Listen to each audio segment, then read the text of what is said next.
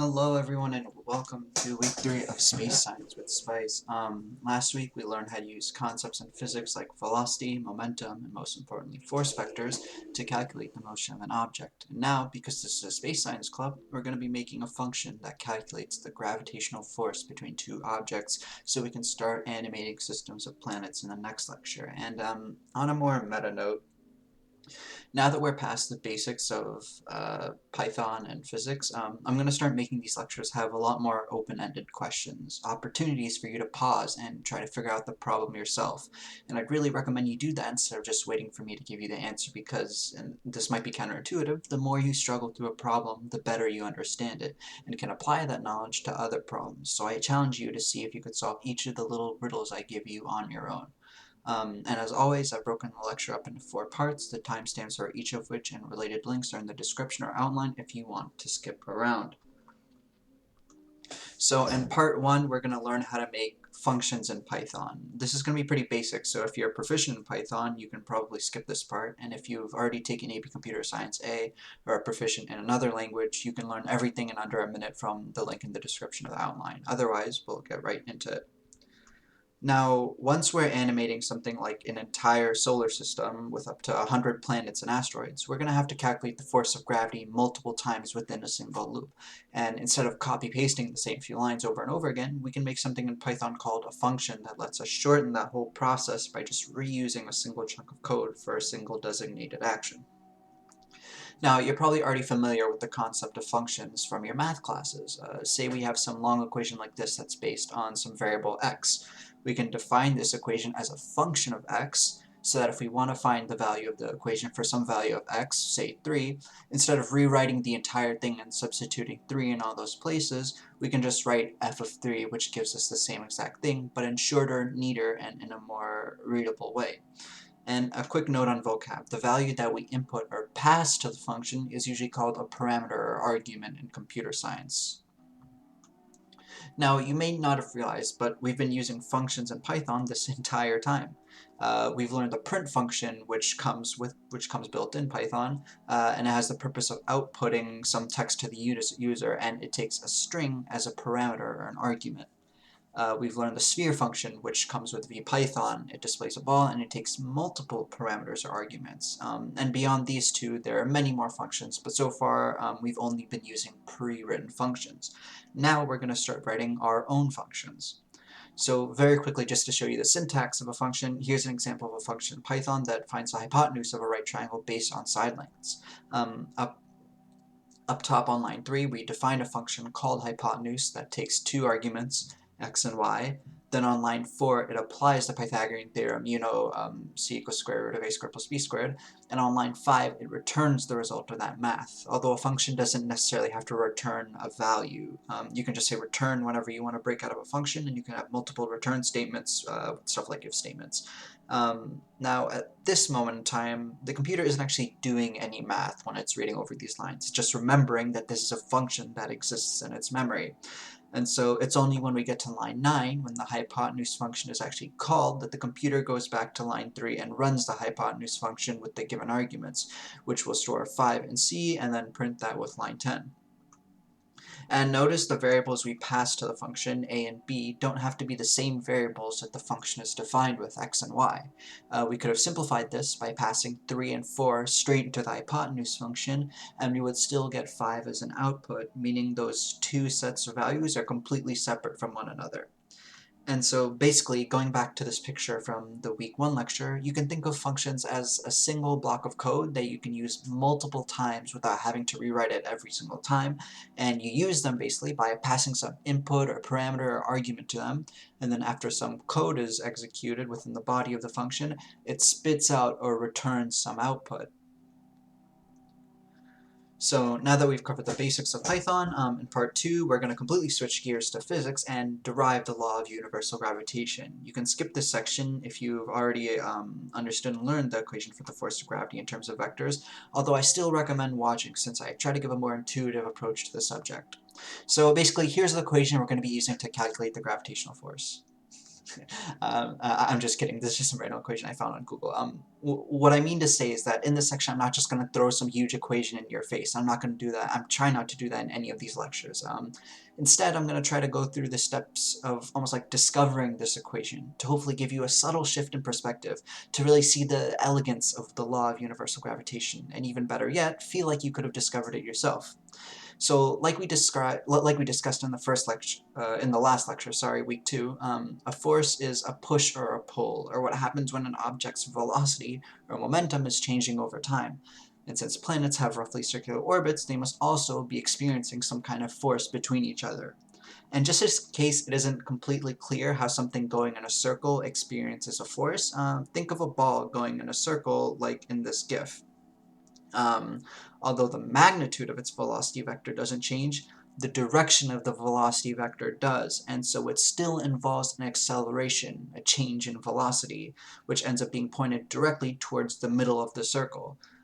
If you want to know more about this, I'll link a video in the I'll link a video about centripetal acceleration and forces in the description. And so this is basically the concept of centripetal acceleration, or center-seeking acceleration, with the center in this case being the sun. In order to keep something like a planet going in a circle, or in other words, in order to keep changing the direction of our velocity vector, you're constantly accelerating it radially inwards. And since F equals ma by Newton's second law, as we covered in the second lecture, the existence of an acceleration also means the existence of some kind of force. So now we know that there's a force or a pull between any two astronomical planets, or any two masses, but what determines the strength of this force? And this is where I want you to pause for a minute or two and write down what factors you think play into this. So now hopefully you've written those down, and we can go back into it. So we know that two small objects, say two tennis balls like what we have on the left, won't have as strong a force between them as, say, a tennis ball and a black hole like on the right. So we know that the strength of the gravitational force definitely has something to do with the mass of one of the objects. And this symbol here in the middle basically means proportional to, meaning that as one increases, the other increases as well. And since Newton's third law says that for every action, there's an equal and opposite reaction, or in other words, if object A exerts a force on object B, then object B also exerts a force on object A of equal magnitude but opposite sign. For example, if you push down on your desk, then your desk is also pushing up on you with the same amount of force. We can take our previous diagram and add a new force vector on the other object that's the same length, but it's the same length or magnitude, but pointing in the opposite direction. And so, because we know that the force of gravity between two planets is identical in magnitude, it needs to factor in both masses. So the force of gravity must be proportional to the masses of both planets. Now this is good progress, but what else do we think determines the force of gravity? And I'll pose an example that might help you find an answer. Like in this picture, we know that there are anywhere from like 10 million to a billion black holes just in our Milky Way galaxy alone. And we know that the gravitational force of a black hole is so strong that not even light can escape it. So if those black holes exist, why aren't they tearing you and I apart right now? Why aren't they sucking up like the sun's light? And as you may have already guessed, the answer is that the force of gravity between two objects is inversely proportional to the distance between those two objects. And well, we express that with this equation, which basically means that as one increases, the other decreases.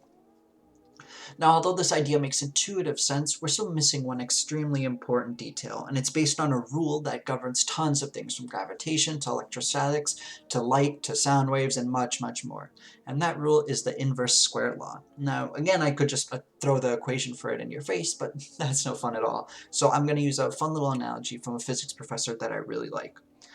Suppose a restaurant wants to be really modern and butter their customers' toast with a machine. So the restaurant owner invents a butter gun, which shoots out little streams of melted butter in straight lines, like in this picture. In this picture, here's a piece of toast, and the lines of butter go out and hit it all over. Now, instead of one toast, the same number of butter lines might continue on. You can put the toast further back at twice the distance, But now you have 2 pieces of toast wide and 2 toasts high, altogether 4 pieces of toast to intercept these butter lines. And it's important to note that the butter will be a quarter as thick when the toast is twice as far away, which you might be able to see in this picture, because the same amount that covered this will now be spread out over 4 pieces of butter. And extending this idea at triple the distance, you can arrange 3 toast by 3 toasts to fit within the spring lines for 9 total toasts, and you'll get 1/9 the original thickness of butter. And this is, in essence, the inverse square law, where a specified physical quantity is inversely proportional to the square of the distance from the source of that physical quantity. And like I said before, this applies to a bunch of different things we might get to in electrostatics, but lucky for us, this also applies to the force of gravity. So now that we have these 3 relationships, we can loosely combine them into a single equation, which roughly gives us the magnitude for the force of gravity. And in case you don't know, these 2 bars around the r vector, or distance vector, mean that we're finding the magnitude or length of this vector, just like if you were finding the hypotenuse of a triangle using the Pythagorean theorem. And of course, since we're working with vectors, we're going to be adding in this term called r hat, which is a unit vector, meaning it has a length of 1 in the direction we want our force to go. And so effectively, it won't change the magnitude of the force, it'll just give it a direction to point to. And so now, with just a bit of like creative thinking and analogies to real-world phenomena, we've ended up with a rough idea of what factors influence the force that exists between 2 objects due to gravity. Now, something interesting is that this equation isn't too difficult to understand. It doesn't involve any high-level math, and yet it was a mystery for centuries until I showed up. I'm just kidding. But it did take them a while to figure it out, and in the late 1600s, Newton published one of, if not the most important and revolutionary works in the history of science, Principia. It was like this cutting-edge physics paper that's like 300 pages long. It was crazy. And cool enough, you could actually go to the Royal Society and read through and touch the original version with your bare hands. You can pause and read some of these quotes, and I'll link some articles in the description that go over just how cool this document was. But in Principia, Newton laid out his foundations for a bunch of things like classical mechanics, Kepler's laws of planetary motion, geometry-based calculus, and most importantly, his law of universal gravitation, which, in his law, was actually the same exact proportionality that we just described. And about a century later, Henry Cavendish, who, sorry, just as a quick tangent, he's probably like my favorite scientist in history. So some funny stories, like he fled Cambridge because he was too nervous to defend his PhD thesis, and he measured electrical currents by how much pain he felt when it went through his hands. I'll leave some videos about him in the description. It was super cool and funny. But anyways, Cavendish used this setup called a torsion balance. I'll include videos on this too, and a lot of manual calculation, because remember, they didn't have computers back then.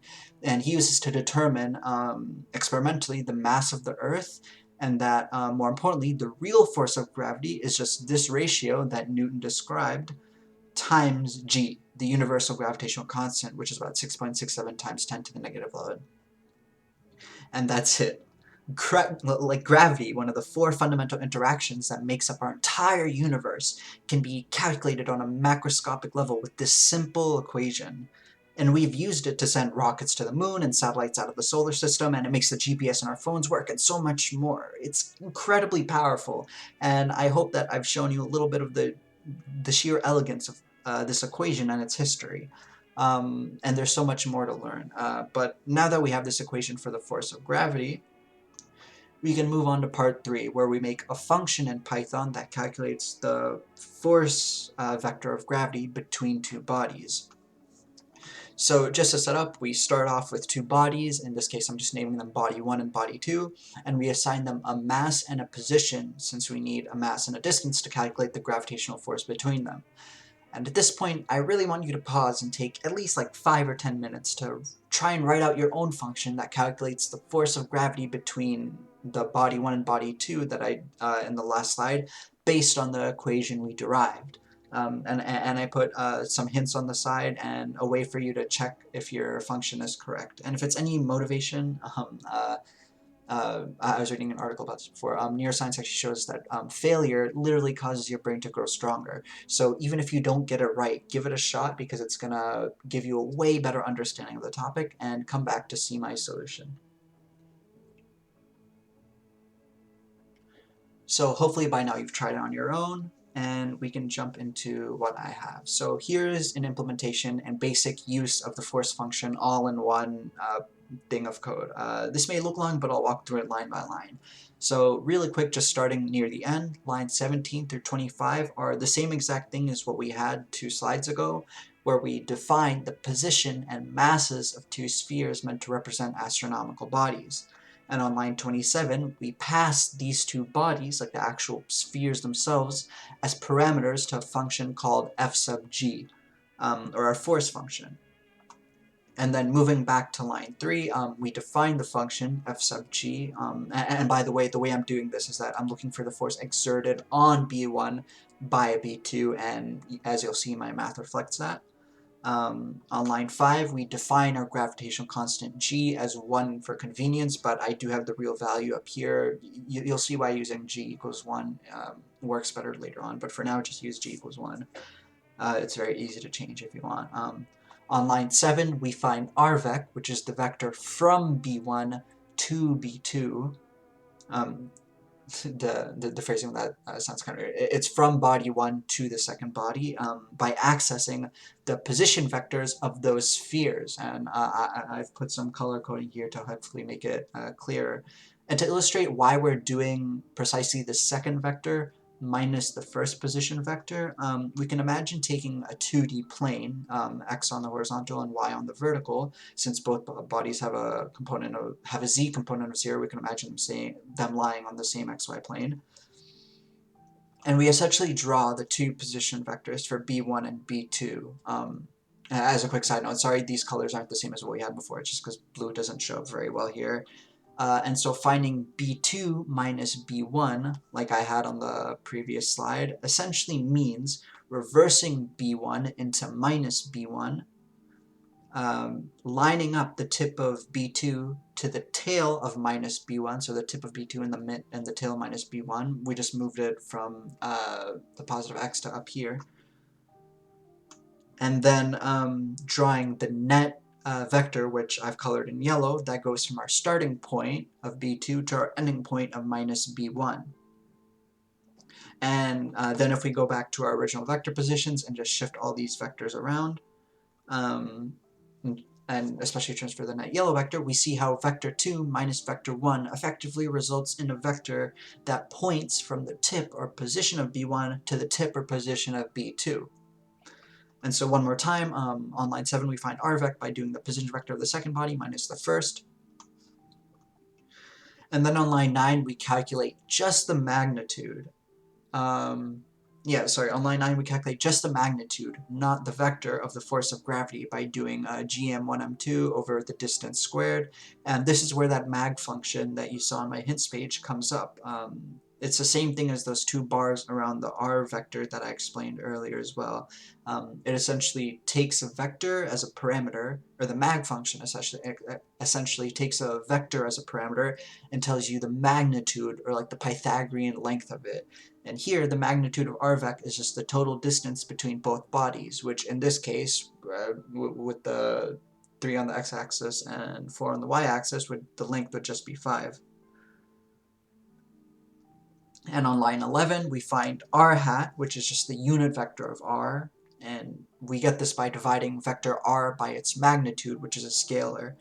And what this effectively means is that r hat is a vector with a length of 1 in the direction we want our force to go.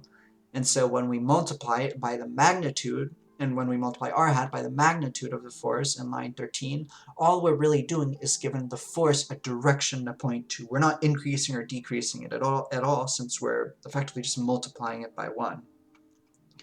And then finally on line 15, we return that force vector to where it was called and conclude our function.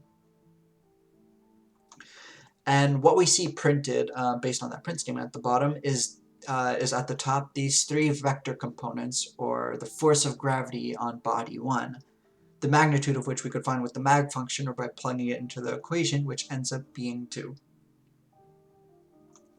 And so next week, I'll stop here, but next week we'll finally be animating all sorts of planets and asteroids. But for now, I'll just leave you with a few exercises to really master this force function. And I'll probably make a separate video going over all of these, since before you actually blindly apply it to planets, you really need to understand how this works so we can start modeling more complicated things like black holes. So the exercises in order are just number 1, use the force function to calculate the net force on an object due to multiple other bodies. So let's say you have one body in the middle, one to the left, one to the right, one above, one even some in the z direction.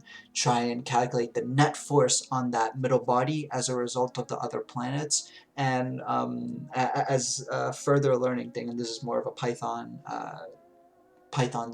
technical skill thing, try and make it so like if we had 100 other bodies, we wouldn't have to write out, well, like 1,000 lines of code. Try and see if you can make some kind of loop, or for each loop that makes the whole process more modular, and so that you can just add on planets, but you won't necessarily have to copy paste extra code. For exercise 2, use the force function to roughly estimate the acceleration due to gravity on Earth, which is generally accepted as 9.81 meters per second squared. And I've given some values to help you do that. This is just understanding how the force function works and adjusting the two bodies. And finally, third, use the force function to animate a planet orbiting a star. And for this, you're going to have to go to last week's lecture and go back to all of the momentum vectors, the Euler method, and putting that in a loop, and use this force function in place of the static forces we had before, and calculate that every time within the loop. And so part 4 is our regular part about feedback. Here's our regular feedback form. It shouldn't take more than 3 to 5 minutes to fill it out. As always, links are in the description. And I'll say this every week, don't be afraid or feel bad about criticizing me. This club isn't about studying for a test or following a curriculum. It's about having fun and really exploring computational physics. So your feedback could actually change how I do things. There aren't that many of you yet, so really take advantage of that. If you're not in the Discord, make sure to join and invite your friends by sending them this link. And in case you're still watching this on YouTube, I recommend using my website instead for a better viewing experience. And you could also see updates for the club at the top of the home page, along with having like an integrated coding environment. And overall, it just looks a lot better. And of course, as always, reach out to me if you have any questions via Discord or email. If you're on the Discord, just ping me or private message me at Zain Kamal on a channel and ask for help. And as soon as I'm available, I'll hop in a voice channel, or we can just message back and forth. And so that's it. Thanks for watching, and I'll see you next week. Take care. Bye-bye.